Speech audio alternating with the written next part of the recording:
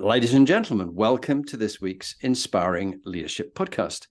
I have really enjoyed our conversations already with my next guest, who's going to introduce himself in a moment, because it's just a little bit different and a little bit edgy, a little bit unusual, not prepared to go with the flow, but to challenge orthodoxy, which is why his business has been so successful already, breaking the mold of how people usually do things. Without further ado, I'll let him introduce himself.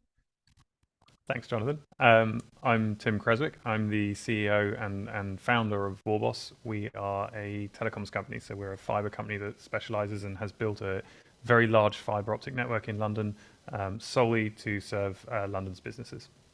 Fantastic. Well, look, congratulations on your success thus far. We were talking, Tim, about I normally am interested in a couple of other CEOs like yourself that you have found inspiring. But already the edginess was there because you went, well, I'm not so sure I got specific people. There's a bit of a patchwork of different qualities certain people like Elon Musk has, and then maybe it's teams that I admire. So take me where you've been inspired, or what bits and pieces of tasks that people have done have inspired you. That's right. Well, I think, for me, as I think briefly shared with you, I was taught from a young age to kind of when giving feedback, criticize the task, not the person. And so for me, I think I've ended up in this place where I also admire the task and not the person. And so I really enjoy. I've always enjoyed cherry picking those things. Reading a lot of books, talking through in the last week or so about people I admire, and what I keep coming back to is actually the very specific moments that I admire, and whether that's Phil Knight from Nike, things he's done, whether it's the moments that you see those sort of now quite dated interviews with Elon Musk when he was starting SpaceX, and people thought he was totally mad, but you realize there was some glints of pure genius in what he was doing, and that doesn't necessarily mean that everything he's done is great. And I think for me that's how I start to piece it together. And so you're not going to start naming everything X by any chance, right? No, Fiber X, and your children are all called X and Y. it's really the perfect week for that, isn't it? Yeah, I think it is. I think it is. But what about teams? Because as you said to me, I really liked that aspect, and it resonated with the power of listening. To listen to somebody else so that you are utterly irrelevant, but yet so important, because the skill with which you're listening ignites their thinking to do their best. And you made this point about really good leaders. It's not about them at all. It's actually about the teams. And Sun Tzu, 2,500 years ago, the greatest leaders, the people said, we did it ourselves. So you had a couple of teams that really stuck in your mind historically. Do you want to just say a bit about it and why you admired them? Yeah, I mean, I think mostly because they were quite early influences for me, but weirdly they keep coming up, and one is the Apollo program, right, that got man on the moon.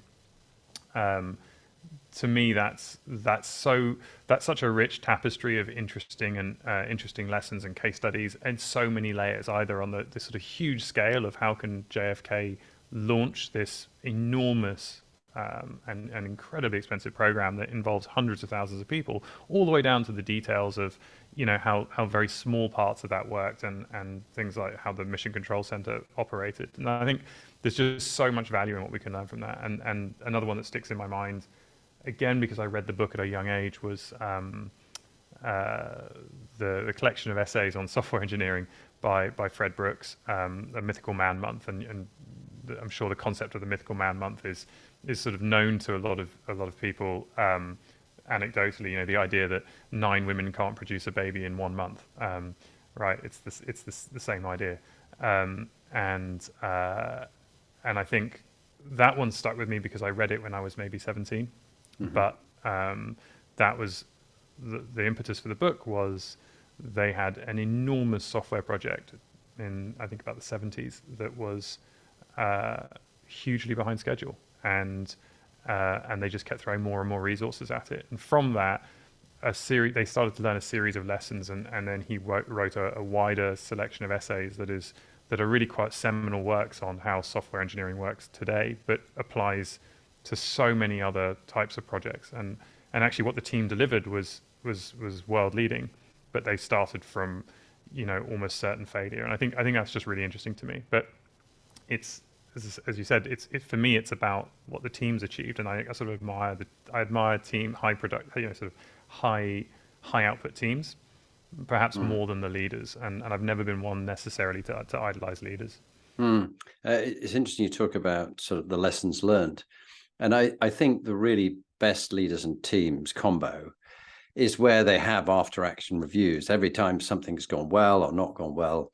That University of Michigan professor who talked about teachable moments. So what have we learned? What are we going to do differently? And then in the IBM context, where I worked at IBM, the John Watson story about, the guy who'd taken over from the previous CEO, and the previous CEO was failure was not an option, it's good news, and that's all he wanted to hear.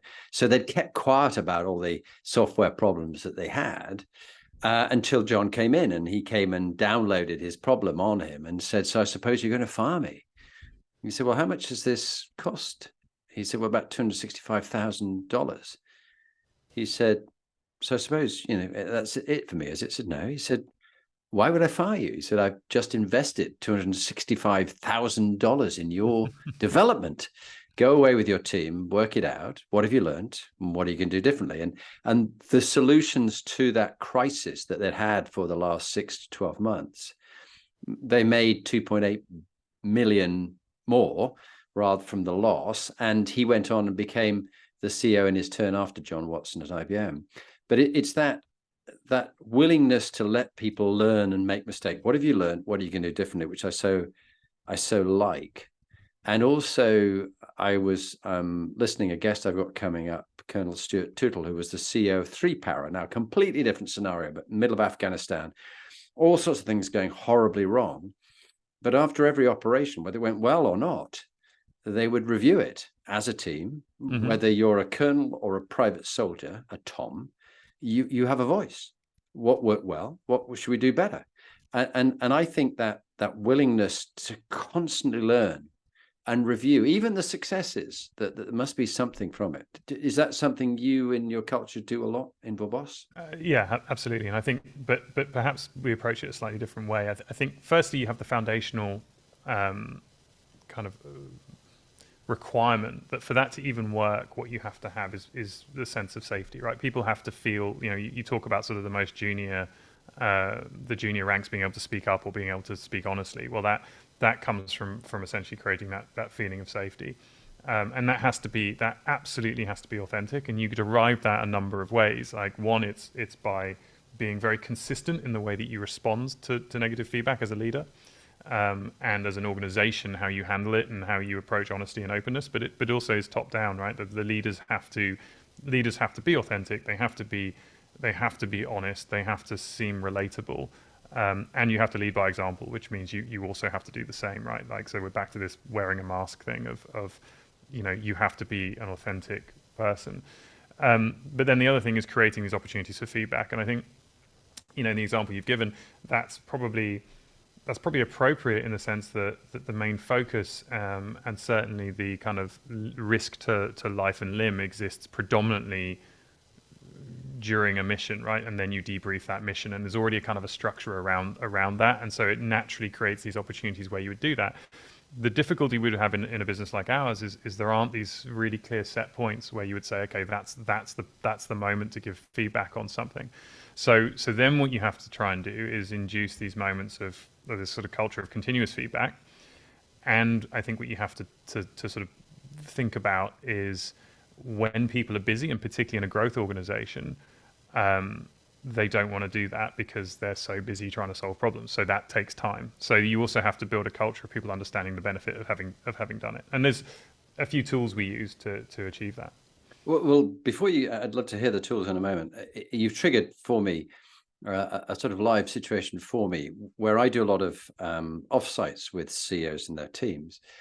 And there's a whole mixture of different things that we can do, but a few are real nuggets that get high levels of trust in the team where there's feedback and they can deal with issues. such as, they might be sharing a bit about their personal stories in an appropriate way, in the right kind of setting, in a safe environment, and that this is staying in the room. It's not to be shared with anybody else. And you can't even go and discuss the topic that someone might have shared about their personal life that shaped them as the leader they are today without them raising it with you. You can't go and raise it with them. They've just said it and it's over. Mm-hmm. But you therefore, that level of vulnerability allows, only the strong can be vulnerable. This idea that vulnerability is weakness, I think, is a very yesteryear kind of thing, without people pouring out spilling their guts all over the place and sobbing in the middle of the supermarket floor and everybody else stroking them and saying, I'm terribly sorry, and we must go back to your childhood. But you and I both had therapy. We know the value of it. I'm not talking about that or dissing that. What I'm talking about is when there is an opening up by people, particularly led by the CEO, who goes first and shares something about themselves. I've seen this work incredibly well a number of times. And everybody else goes, I see the level at which we're at now. If he or she is prepared to be open and vulnerable, then I'm not going to skim across the surface and make something up and pretend it's all fine. I'm going to share something so people know me better. They're not one to judge me. We all judge people, but they're prepared to understand there's much more to me than meets the eye. The next one is where they give 360 feedback, swivel chair in the middle. It's always, no one's comfortable doing this. Everybody hates doing this, but it's incredibly helpful. And that each person in turn sits to receive feedback from the others, and they have just a minute in which they say, this is one behavior that personally would love you to continue to do. It really works well. And here's a behavior that I think you should either stop doing or start doing this behavior, which will really help you be more successful, and it will contribute to the trust and the performance of the team. There's one team out of many of the others go, we're not sure we want to do that because there's not enough trust. So we don't want to do the 360 feedback, and we don't want to really start sharing our business problems that we've got with each other. And I go, that's the problem, guys. The fact that you're not even prepared to have a setting, as you described, create an opportunity. I'm giving you an opportunity to give each other feedback for the growth and for your development, a learning opportunity with good intention. If your intention's evil, not right thing. But what's your thoughts about that? Doesn't that worry you if they're not prepared to even have that at an offsite because it isn't good enough trust yet? Completely. But I've been there as well, right? So I think there was a moment for me, maybe 7-8 years ago, where I sort of concluded that I have as the CEO, and at that time, founder CEO, I'm afforded the huge privilege of actually I can be anyone I want. No one's going to fire me, right? And I sort of started this process. It was at some point into me starting to go to therapy that this was an issue I was thinking about. And it was, why do I feel the need to behave a certain way at work? Because actually I could be anyone I want to be at work. If I feel like I'm the boss who turns up in a t-shirt, then I'm the guy who turns up in a t-shirt. It doesn't matter, right? And I had these I'd worked the prior 10 years, always feeling like I had to put on a bit of a show. And we could talk about why that is, and actually some of that is valid in a small business, maybe.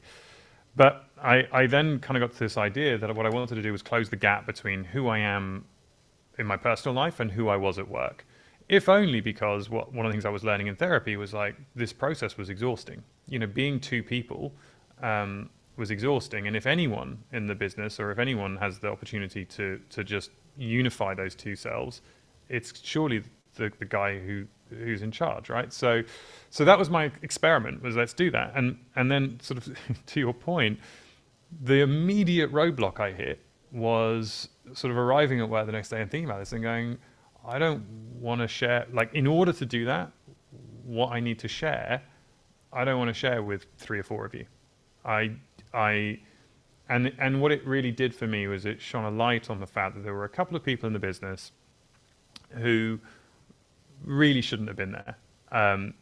They were the sort of people that would say something nasty about you behind your back as soon as you left the room, or whatever it is, and you sort of, sometimes you tolerate these people in your teams because you think that's the way life is. And so what it did to me was completely change, or dramatically change, some of the sort of the value structure around how I thought about what people were contributing. And it's not just about output, it's about how they engage with the team. And so it was, for me, the journey was, there was a step before the step you've mentioned, in a way. It's the feedback.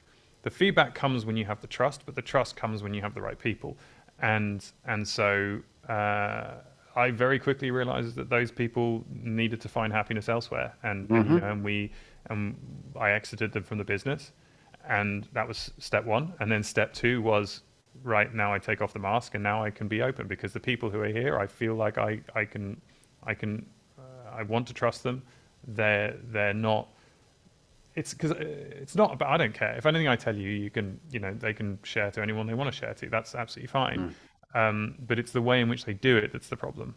And I think, yeah. So yeah, we'll stay with that, because I think that's really interesting, because what I often do before an offsite is I talk to all the leaders in the senior leadership team, coaching the CEO throughout the year, but get to know the people he or she are working with. And what was interesting, sort of partway through a number of the interviews, was I started to get back from somebody else some feedback on the way I was running the interviews. You know, oh, I'm not very comfortable that you're doing this or this. And we just thought we were just talking about the leader, but you're actually coaching us. And I go, yeah, because we're going to be in an SLT offsite together. I'm going to be working with you all. I'm a systemic team coach. Oh, well, no, we just thought we'd just talk about him. And we can give you feedback on him. But they didn't tell me at the time. I asked for some feedback and, you know, that kind of stuff at the end of it, you know, what's working well, that kind of stuff. And, but they never said anything to me at the time, but they do triangulation. You come across triangulation. Well, triangulation is, I might have an issue with you, Tim, but I don't tell you what the concern I have or what my need is. I talk to Lee, my wife, and then she eventually mentioned something in a roundabout way that I just sort of heard, Tim, that maybe you might have done this and upset a few people. And you go, well, who said it? Well, no, I can't tell you. I can't tell you. So then this sort of smoldering smoke spreads through the organization in a sort of toxic way. I go, oh, are they after me? And who's behind me? It's like sort of sentiment back channeling or something. But so being a Yorkshireman, I'd rather someone says directly to me what they're thinking, whether they're happy or not, what I can do, what can I do with this?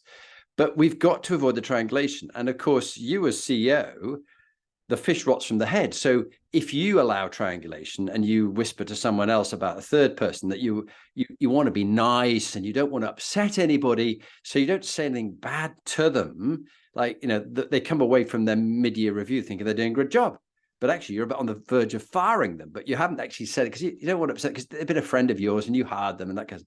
So it's one of those insidious things that unless you as the CEO have these direct one-to-one, courageous conversations and listen a lot more. Many people just talk, really listen to what they want to get and what their aspirations and hopes are. Then it creates this very political organization. No, I think that's absolutely right. And it all comes from. But I think I hope we get a lot of that. We come by it very honestly, in the sense that we try and make those conversations really continual. You know, and so it's not always possible, but to the extent that you can break away from these sort of artificial feedback periods and cycles, and we've done a lot of things to try and facilitate that. Then that makes it easier to train people into the behaviors of, okay, these are team members you can trust. And sometimes it's about giving people the safety of saying, look, this isn't about firing you or not firing you. This is how high performing teams work. You know, I was very lucky to participate in some very, very competitive sports and, you know, work with exceptional coaches. And sometimes the little message people need is like, if we were a sports team, we wouldn't tolerate this. If we were a sports team, you know, we would call this out, and we would call it out absolutely head on. And it wouldn't be about you being a bad person or you getting dropped from the team. It would be, we need you to stop doing that because it's slowing us all down. Yeah. Do you remember the book, Does It Make the Boat Go Faster? Yes, I've not read it, but okay, it's literally the metaphor I'm thinking of. Exactly. The Sydney Olympic team. And they won by 0.8 of a second, beating the Australians, 0.8 of a second. So everything they did had to be about, does it make the boat go faster? And I think what you raise is a good point. It's about the whole performance of, in your case, Vorboss, in other case, each individual team, but then the organization. that if they see it as this behavior will help all of us, and let's have a way of having continuous feedback, so it's not so strange and so forced. I mean, doing feedback at an offsite when they just are not doing it with each other. They've done it to the CEO, and there's been an employee engagement survey, but then they haven't really done it with each other. And so they don't really want to address the issue, but they're avoiding it and not addressing it. So what I came across when I was a visiting professor at a business school, teaching on the MBA program, was one of the students explained that what their tech company did was they had a bit of software on their phones, and every time they went into a sales pitch or they did a bit of software development together, at the end of it, they go, right, let's just do a quick update on each other against our values. How do you rate each other? And so they'd all rate each other about what they contributed and what's working well, even better if. And then that goes into their annual appraisal. It's just sounds a bit exhausting. It's very quick, and very speedy to do. But the point was, it then became cumulative over the year. So when you came to do the mid-year review, you were not going, let's just, the thing you did last week, I remember about that. I've forgotten what happened 6 months ago, but last week you did really well or you did badly. So that's how I'm going to judge you for the last 6 months. But it was just accumulation of various things. But what it meant, it wasn't such a big thing because it was a very quick, took 2 minutes to do on your phone, on each other. And actually it's a rather nice process to do, and you can share.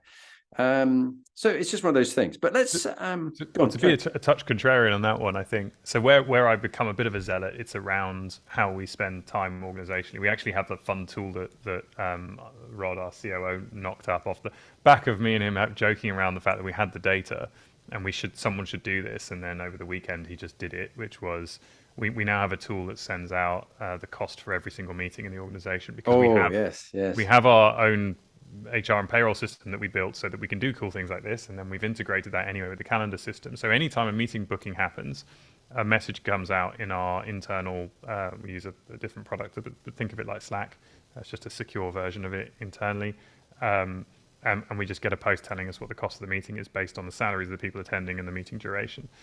So I kind of look at these little tiny sort of, and it's these sort of little things that cost tons and tons of time cumulatively. So again, that's one of the reasons. So we don't do quarterly annual feedback cycles. We don't do any of that.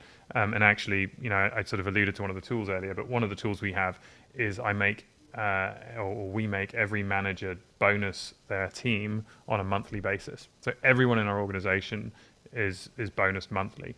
And it forces these much more compressed feedback cycles. So you don't have the problem of, I can't remember what you were doing. So instead of having this sort of crutch of saying, okay, well, I now need to document all the feedback so that I can then review it once a year, we just say, nope, review it monthly. And then the feedback cycle's compressed, which means that you're driving the behaviors at the time.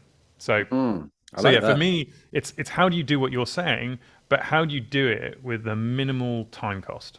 I know, I really like that one. And when you look at the price of each of those meetings, what initially did you think, and how did it change your behavior as an organization? Did you mean like after I stopped crying, or? Yeah, I've just stopped crying about how expensive these meetings are, and it's a complete waste of everybody's time, and it costs you a fortune. No, well, it's not a complete. I think it would be lovely to sort of jump to that conclusion and be like, it's all a waste of time, but of course it isn't. It's just about context, and it's about saying like, that's fine, but also like, let's just be aware and be conscious of the cost of these things. And it was an interesting exercise, right? Like we've started doing on some of our meeting agendas now, when we print them out, we just put at the top, objectives of the meeting, cost of the meeting, and it's just on the top of the sheet that everyone has. So, you're encouraging people. I suppose what I would rather is I'm all for spending money. I've always been, give people the best chairs, the best laptops, the best computer screens, give them the best tools to succeed. And if they want to have really expensive meetings, but please derive the value from it. If you want to have a £5,000 meeting, show me that you got £5,000 or £10,000 of value from it. That's my ask. And so I think it's, if you don't have the metric, how do you know if you got the value? Yeah. Do you wear wearable tech, knowing that you love your competitive sports? Yeah. What are you wearing? I'm 24/7 with a Whoop Yeah, I which I used to wear. have Whoop, and I've gone Yeah, to so the Aura ring now. I use the bicep strap because I don't want to Oh, have okay. two things on my wrist, so I wear Yeah. it up here. And how's that? Does that bother you? No, I mean I think it's great because then it's completely unobtrusive, and apparently that's the way you get to the best data anyway. So, I might so just, I might, you've, this has been playing in my mind for a while. I had Whoop for about 4 years. And then 3 years ago, I went on to the Aura ring. But that's fine until you start doing a lot of weightlifting, which I do, not heavy weights, but just HIIT training. Well, actually, it sort of started to make this finger swell. It's actually because, of yeah, course, when you've got weights against there with a ring on there, it's not very good for you. So that's a good idea. I find it's like, and then with sleeping and things, it works really well. But for me, the Whoop is really good because it works well with. So I do motorsport, and you don't have the ability like you would have with a lot of devices to start and stop the activity. You're not in control of the time, and so it's really great because it just passively records that, and then you can tag the activity afterwards. And it's one of the only ones that does that really well, in my view. So it's actually a really helpful tool for that. And then for sleep, it's not very disruptive. But yeah, like again, absolutely. Like to the extent that I can be data driven about it, why wouldn't I? I know some And people is it integrated with Apple Watches and things like that, or have they not integrated yet? It's integrated into Apple Health now, yeah. So Okay, I don't use okay. the Apple Watch, but yeah, you can pick all that stuff up, and so it's a predominant use is like sort of sleep and recovery for me is really Yeah, helpful. that's what I find so very interesting. Have you found the great secret? Here we are. We're swapping data. I did recently, you've done your competitive sports, a 500-kilometer cycle ride to raise money for Help for Heroes and my wife's charity, which helps the victims of violence against women and girls, and we care deeply about. Anyway, but it was 5 days in a row of quite intense cycling between the sort of World War I, World War II battlefield. And I'm not a cyclist, so I'd only picked up the bike 7 weeks beforehand, a brand new bike. All right, trained hard for 7 weeks. But the whole effect was not very good on my recovery and my sleep, which was shocking, particularly 5 days in a row of cycling up and down hills and things, doing 65 to 85 miles.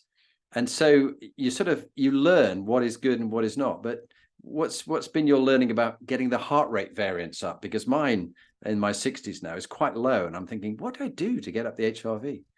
Yeah, I mean, for me, certainly this year's been a bit difficult. So I'm still kind of working on my overall level of fitness. And as I said, with the motorsport, it's quite difficult because I sort of have this peaky requirement for fitness, but actually, it's quite hard to find the time to train for that. So from an HRV standpoint, like it's okay, but I'm mostly I can link a lot of performance to sleep. So I'm really, and I've been for years quite obsessive about sleep. I think I told you previously, but in 2020, I was dealing with navigating the company through a pandemic. I was in the middle of a 4-year quite acrimonious divorce and in and out of court hearings. I had some multi-million-pound litigation going with the business that with essentially a non-paying customer, and we had I moved house twice, and we also in that period sold the business and raised 250 million, all in the space of 12 months, and I had some of the best sleep of my life in that year, and I think because I took it so seriously, and I think, for me that's the biggest determinant of performance actually. Yeah, and those listening will benefit from the book that I'm sure you've read too, Why We Sleep by Matthew Walker, who is pretty sound on this topic. I even took myself to Cambridge, to the Royal Papworth, and got completely wired up and watched by camera. Wow, okay. I did the sleep study. Yeah. And about the movement of my feet and my legs and what was going on and what was happening to me during sleep. So that was fascinating, just because I was so interested in what actually was going on during my sleep. I now even wear a mandibular device to try and stop any sleep apnea, and I think it does have an impact. But fascinating that we do. I'm really interested, just for the benefits of everybody listening. They might go, tell me more about Vorboss. I don't know, how did you start it up? So do you want to just give us a 5-minute thumbnail sketch of how you decided to set up a business to build fibre for business in London? So it's kind of 18 years in 5 minutes, but yeah, Hmm. well, I'll do my best. No, so my background, I suppose, was engineering and software development. Um, at least that's what I kind of always say. I've always been fascinated with how things work. I had started coding and playing with software at a pretty young age, and then all the way through university, I was that was kind of summer jobs to the extent possible. I was trying to do internships. I had summer jobs that paid, and I was doing internships that involved software. So I was pretty early on. I figured that out. Um, I studied engineering with computer science, so that also gave me a really good formal background in on sort of both sides. But I think first and foremost, I see myself as an engineer really. Um, and then I had a summer job working for a large law firm building internal software, and that was a sort of turning point for me where I realized, I was doing extremely boring software projects for them that had very high business value. So things that when you scaled them out, over 4,000 fee earners globally, and you're talking about saving them little bits of time, these are $1 million projects, but they only take a few weeks to produce potentially. And it was, for me, that was a big lesson in understanding it wasn't about the value of my time. It was about what the product was worth to the customer. So the original concept for Vorboss, for the business I started, was essentially to be a software consultancy, to build software for companies that were much smaller, because I kind of knew independently I was never going to sell to multinationals or huge companies, or they would have an in-house resource, or they would already have a way of thinking about this capability.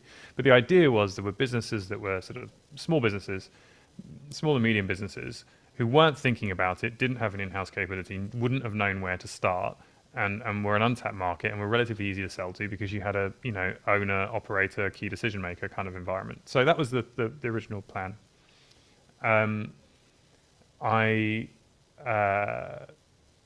failed to make any money doing that for quite some time. It turns out that basically is just a resource management business. It's very similar to just being any other type of consultancy. It's and if you have a gap between projects where, I got within a year, I had, I think, 8 employees, 8 developers working for me. If you ended up with a 2-week gap because a project got shifted, suddenly you're just looking at this like massive cost on, payroll cost and nothing to do with it. And so that was really difficult. Along came the financial crisis, 2008, 2009. And customers are sort of dropping like flies. But one thing that was really interesting was we'd started providing a hosting platform, what you would now think of as a cloud platform, to run some of these business applications that we've been building. So we were doing things like kind of productivity tools, CRM systems, those kinds of things. And but we were also hosting them for our customers. And this was just providing this kind of ongoing rental income. And you sort of got to a point in 2009 when you looked at it and you went, well, this isn't much revenue, but it is the most profitable thing we do. So 2009, I made the tough decision to say, okay, we don't build any more software for customers. We'll build software for ourselves, and kind of always sharpen our own tools. But actually, let's become an infrastructure business. And over the next 5-7 years, we got very, very good at that. We grew out our data center infrastructure. We brought on, having learned how to do this very reliably, we ended up providing essentially what you can think of as private cloud infrastructure to everything from well-known e-commerce sites to, pension and payroll providers, small independent banks, all sorts of organizations that basically had this kind of dependency.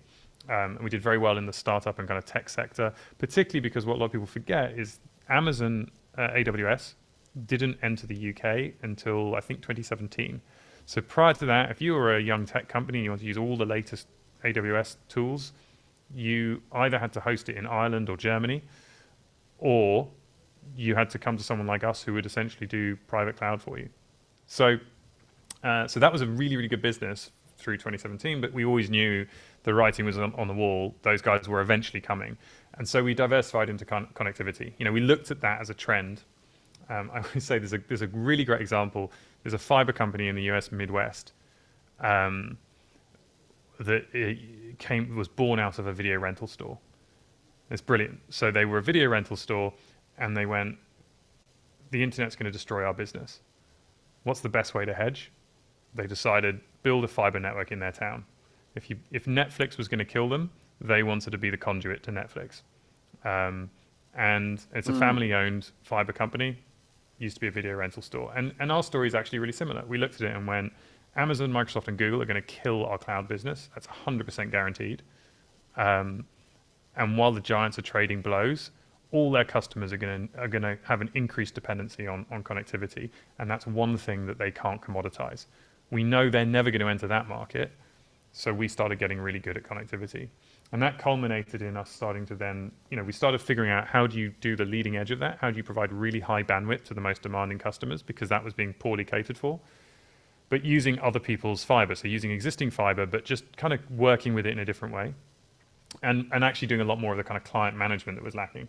And then by sort of 2017, there was a regulatory change that kind of enabled us to start looking at, 2019, at deploying our own cables, that made it much, much easier to do this using existing infrastructure.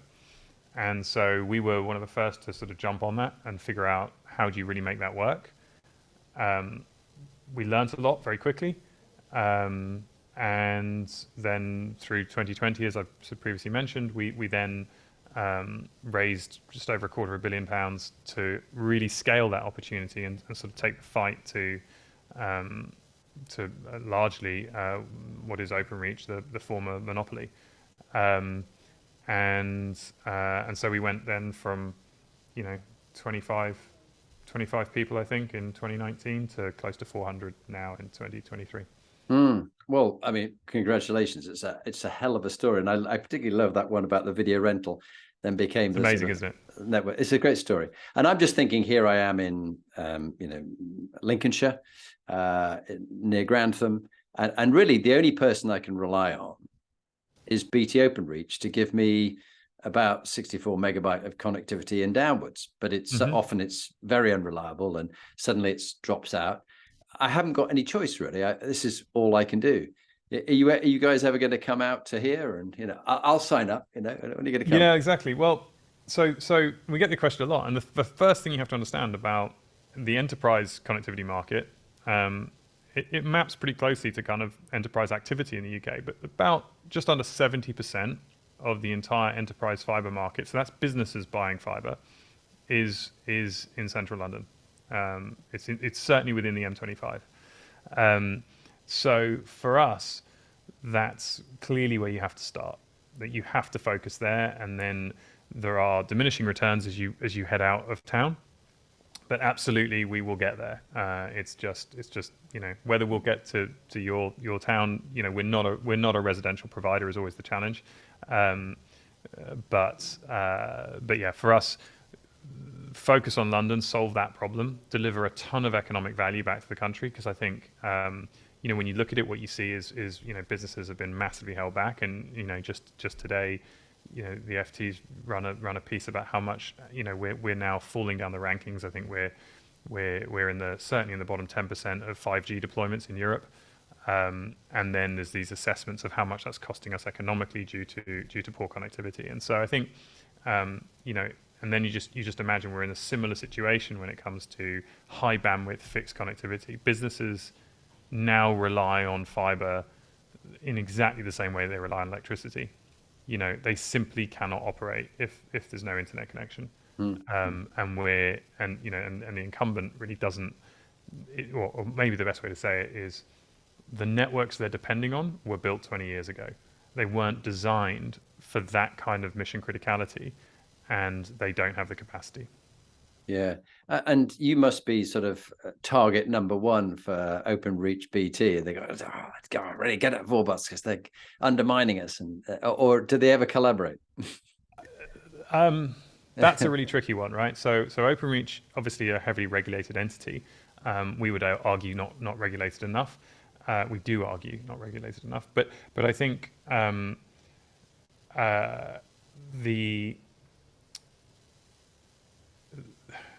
to a great extent, we're not on their radar right now. I think the challenge for BT and Openreach is Gigabit Britain, right? It's the conversation in the House of Commons. It's the Prime Minister, or former Prime Minister, I should say, saying, we're going to deliver gigabit to every household.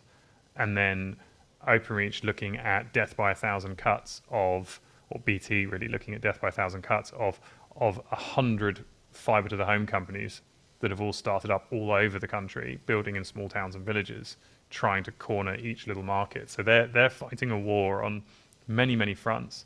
Meanwhile, there is this perception that London is a solved problem, and we can get into this discussion about induced demand. My belief, fundamentally, as a sort of futurist, as a technologist, is you have to build the highway, and then the traffic will come. Their view is, well, no one's, there are no squeaky wheels, right? No one's complaining, or very few people are complaining, or very few businesses are complaining there's insufficient bandwidth. And it's like, well, that's not how technical capability works. First, we deliver the capability, then people show us how they want to use it, because they don't know yet. And I think, so London is seen as a sole problem because not enough people are screaming, but plenty of people are screaming in rural areas. And so, their focus is really taken away from our backyard, really. Yeah. So for listeners like me, and I'm just keeping it for the UK for now, but it's obviously a global issue, that want more bandwidth.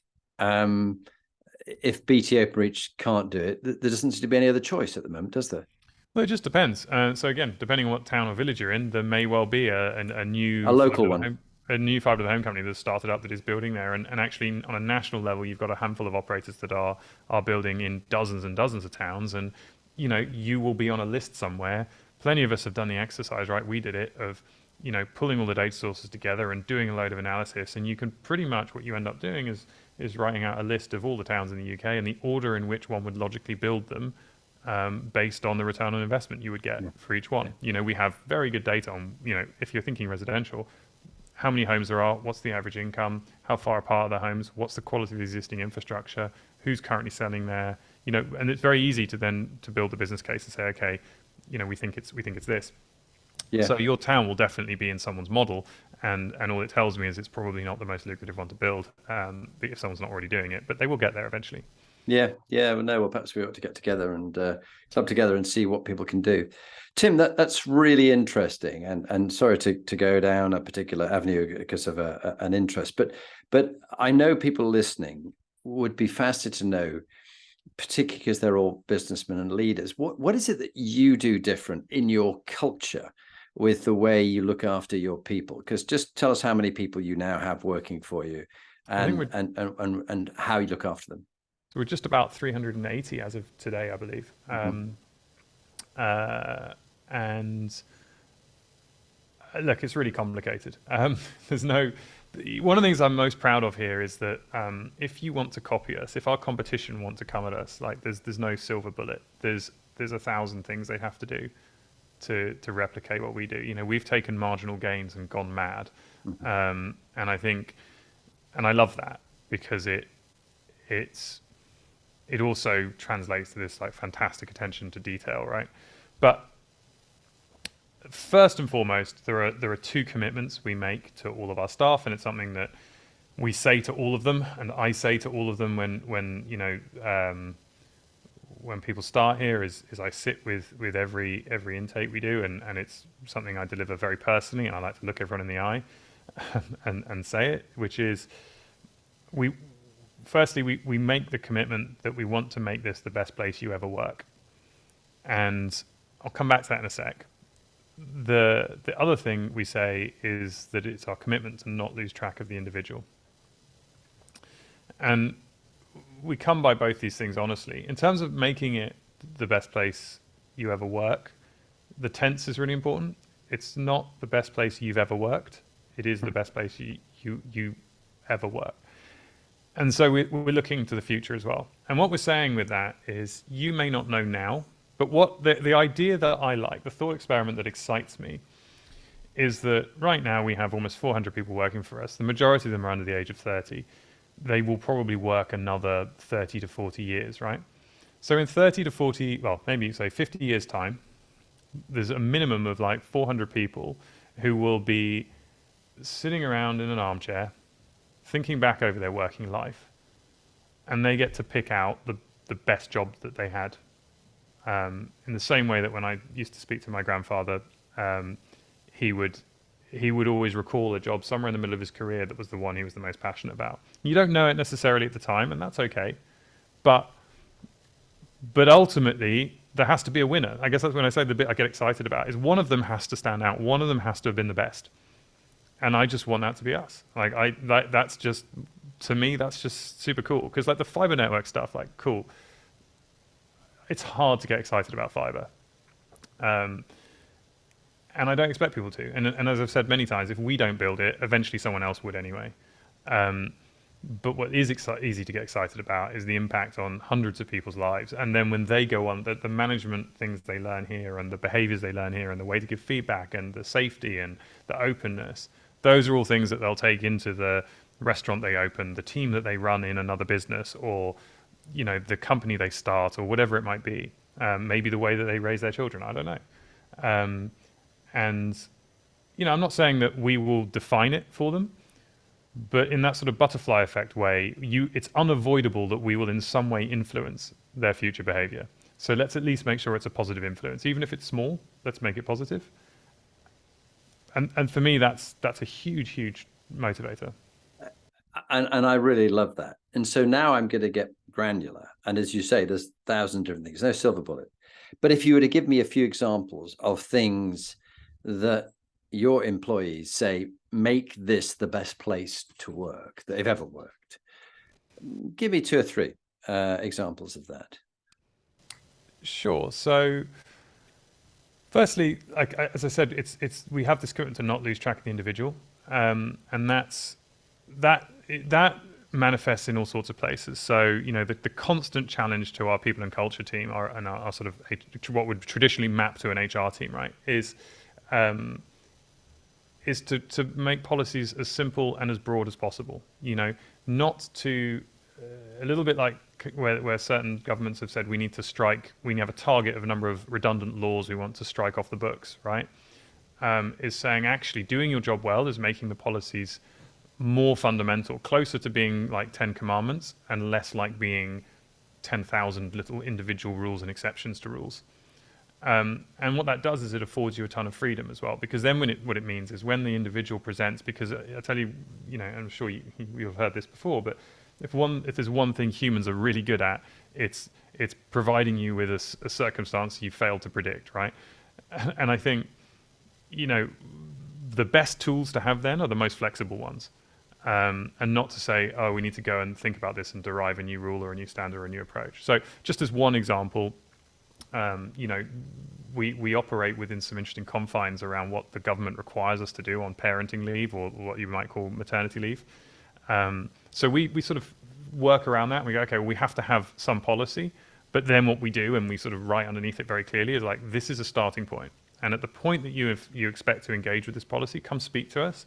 And then what we're going to do is customize this for you. We're going to create a personal approach for your specific situation. Because when we ask people in the business, okay, but do you think it's equivalent or fair that if you have one child or twins, you should have the same benefits? Or if you have a disabled child, should it be the same as the person who doesn't have a disabled child? Do you think that person deserves or should have, or it's fair that they should be afforded a little bit more flexibility to help deal with it? And everyone goes, yes, right?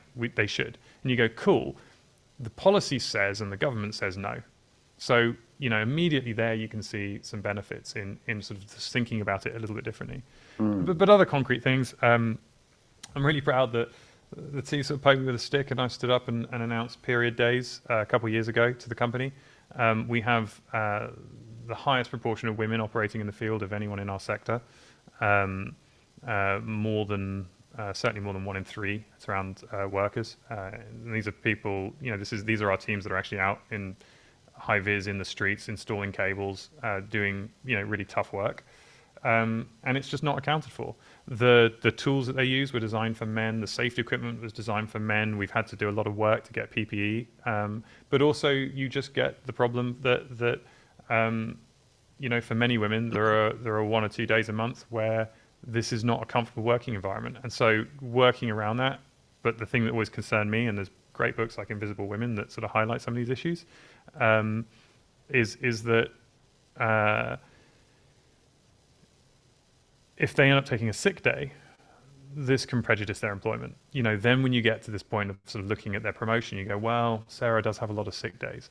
And really, this isn't fair because the nature of the work has prejudiced her ability then to sort of pursue her career. So we're very careful there to say, okay, there's no questions asked.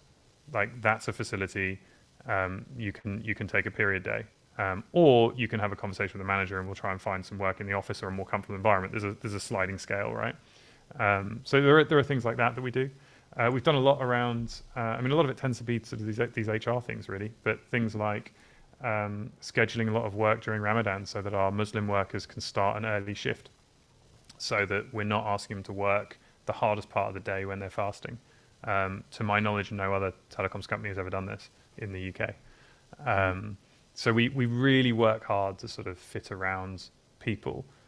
And I think that understanding helps drive the sense of safety, and then this encourages more feedback and so on. I love what you're talking about. And I realize that takes a lot of time and effort to show that kind of compassion and care. And the word I heard was fairness. And it's probably one of your principles. Is it fair? And of course, people have different interpretations of what they consider fair and what someone else considers fair, but generally not. I don't know what your view is on, when you use the British language is full of lots of things like this. Loyalty is important. Okay, yes, loyalty. Loyalty to a principle, loyalty to your family, loyalty to a country, loyalty to the firm, loyalty to a value. I don't know. Any thoughts? No, I think I've found, I don't know, I always find these things just unbelievably heartwarming because what comes out of it are, you find that people they do agree on what's fair. And if they don't, it's usually for want of information. It's a disparity of information, and then it's a great exercise in closing some other gaps of understanding in your organization. It's one of the challenges of being a really diverse organization is that we talk about this a lot actually, because we're so diverse. One of the challenges we have is it's remarkably easy to cause offense, right? And it's not deliberately. There's at the far end of the spectrum, you've got Donald Trump's locker room banter, which is clearly was going to be offensive to anyone that heard it that wasn't in the room with him, and probably should have been to the people who were in the room with him. But at the other end of the spectrum, you just have a good example. We have some very, very well-paid people who are extremely senior and very experienced and highly technical in, say, software development roles. And then they are working along, they are providing the tools that are on the mobile device that the person in the field is using who earns a sixth of their salary. And they're working together because they're building the tool for this person to use. How insensitive is it if they now, as they walk off, they're having a conversation about their, ordering their new Land Rover? The car costs more than 4 years rent or something for this other person. You know what I mean? And so that's not sort of bigotry or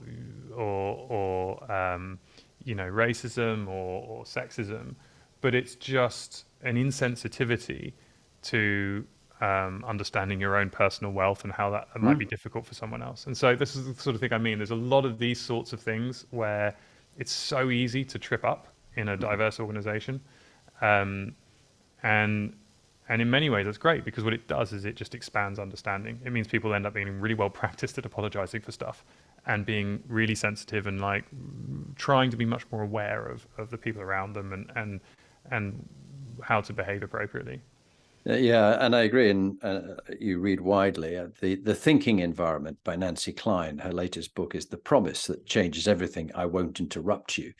And it's a really good listen. And Nancy has been a mentor to my wife and myself. And we find that the work we do, one of the it's almost like an operating system that many organizations can have, the way they're going to listen to each other, and everybody gets the chance to be heard for 30 seconds around the group. But whatever it might be, the way you are and the way that everybody has a birthright to dignity in the way you treat them, not respect can be earned and lost, but dignity, everybody's born with it, whoever you are, whatever background, makes a huge difference. We're just coming towards the end of our time, Tim, and there's so much that we could have discussed, and we've gone completely free form, nothing to do with the questions you and I originally planned, which I've thoroughly enjoyed. But let's have a little chat about teams. Mm-hmm. And when you find there's an individual in a team, or a team has gone toxic, I think is the word. Perhaps it's just not working how it is.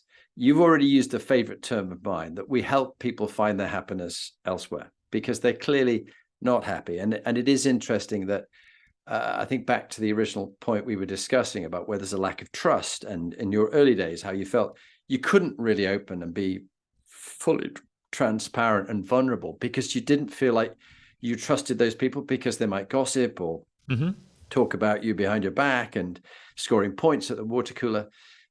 What do you do what else do you do? You already talked about this, when you've got an individual or a team that's gone a bit bad. It's a good question. On some levels, it happens a lot, I think. I suppose it comes back to the thing we sort of talked about at the beginning, which is about criticizing the task and not the person. I think for me, one of the first exercises is to understand, did we fail at the task, or did we, or is this the wrong person? And actually, that's a really important distinction to make, I think, as a leader, is to understand, in the act and when you're providing feedback and when you're trying to get the job done, always criticize the task and not the person, right? That's a given. But there has to be a reckoning at some point where you go, actually, maybe you're the wrong person for this, and you have to be able to do that, but you have to do it dispassionately and probably in isolation, and certainly not to someone's face, I think, when you're trying to figure this stuff out. But the trouble is, it's myriad reasons, right? When you sort of look at, I think I've got quite good at deconstructing the failures and sort of looking at the teams and analyzing that. There are those things that you can sort of intuit.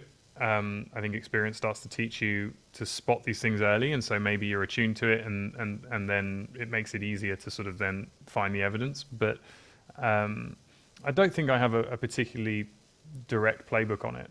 Often, I would say, actually, it's about providing a subtle input to the team leader, because increasingly it's not my team, it's run by someone else. And so increasingly, actually, for me, the thing to figure out, and I was having this conversation actually a couple of hours ago, it's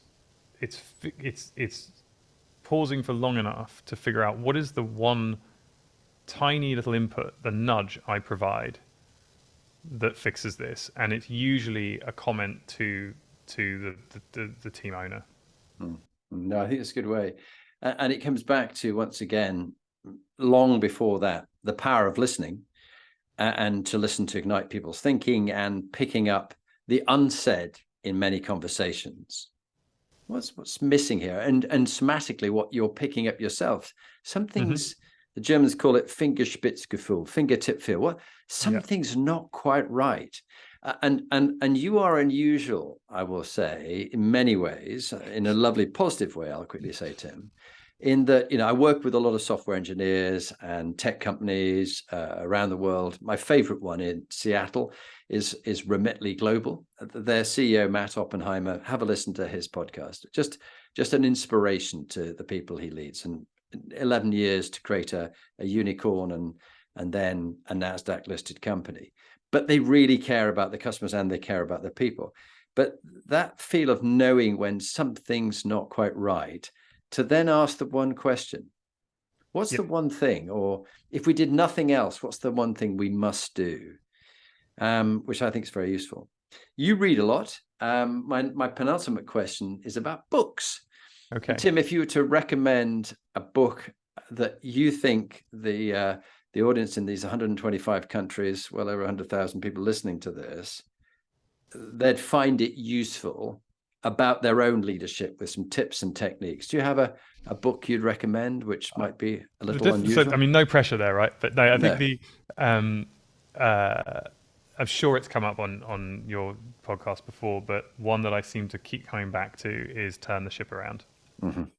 And I think perhaps because it speaks most to my ambitions of leadership. I think I sort of hinted at it there, but for me, good leadership should almost go unnoticed. If you're doing it well, and it's almost the paradox of being a very good CEO, I think, is you should strive, I think, to be an unnecessary part. The way I like to describe it is, as I just did, these little course corrections. The ship is heading in this direction. And really, for me, the evidence that I've built a functioning business and a functioning team and everything works, the evidence is that I'm hands off. I'm completely hands off and it's sailing itself. And the trick is, it's very easy, actually. I think we massively overestimate this one. It's actually very easy to just reach in, put your hand on the helm and fix something. The trick is taking that extra moment to figure out what is the absolute minimum sort of fingertip input that you provide somewhere to the team, often in this sort of weird butterfly effect sort of way, all the way over here, that little input that just course corrects. And then also the patience that it doesn't immediately course correct. It just nudges things back in the right direction. And then the patience to wait and watch it evolve and see it happen. And for me, that's part of what that book, I think, starts to get to. Yeah, well, I'd recommend you and listeners go back to Captain David Marquet, who wrote that book, and also Leadership as Language. He's one of our guests, and have a listen to his podcast with me, because he has been a huge impact on me. Obviously, if you look at the back of the room, you'll see my father's naval cap, so that matters. And also, my father was a naval aviator. You might see a picture or two of him on an American plane. And we had recently, about 3 episodes ago, Admiral Mike Manazir, who was the captain of the USS Nimitz. Now, if you want a big ship with 5,000 people on board it, and he was a Top Gun pilot. When they did the Top Gun filming of version 1 with Tom Cruise, he and his colleagues were going through Top Gun training to become some of the best pilots. And he talks about how much you get involved or how little you get involved, and letting somebody think for themselves. But there is a moment sometimes when you do need to get involved. You shouldn't just always stay back. There is occasions, but think of the consequences on the other person when you do so that. Okay, we're going to end now with your 2-minute top leadership tip. So if you'd kindly, Tim, introduce yourself as you did at the very beginning and explain what your business Vorboss does, and then give us your top leadership practical tip. And then we'll wrap up at that stage. Sure. So I've probably shown my hand a little bit on that one, haven't I? But that's all right. But I think I'm Tim Creswick. I'm the CEO and founder of Vorboss. We are a telecoms and fibre company. We've built a extremely high bandwidth, brand new fibre network for businesses in central London. Over 500 kilometers of cable deployed in the last few years. We're a very diverse employer. We're extremely people focused.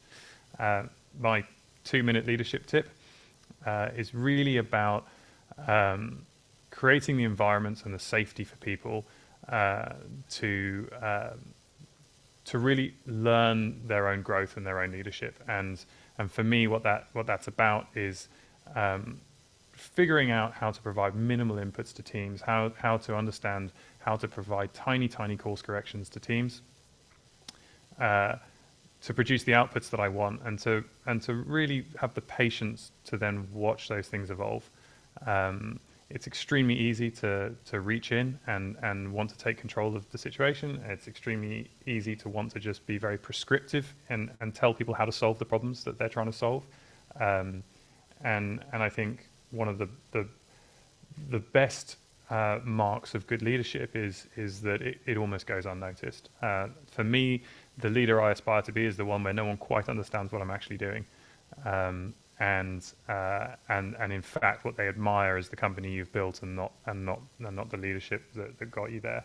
And when people are scratching their heads trying to figure out how you did it, then I think you've really nailed it. So for me, I'm always figuring out how to do less, in order to enable my teams to do more. Well, look, Tim Creswick, it's been brilliant having you on the podcast. I'm reminded of the final quote from our favorite author in Turn the Ship Around. And he talks about take control and create followers, give control and create leaders. And I always love that little difference. But thank you very much for being our guest on the podcast. And I wish you and your colleagues at Vorboss every success. Brilliant. Thank you, Jonathan.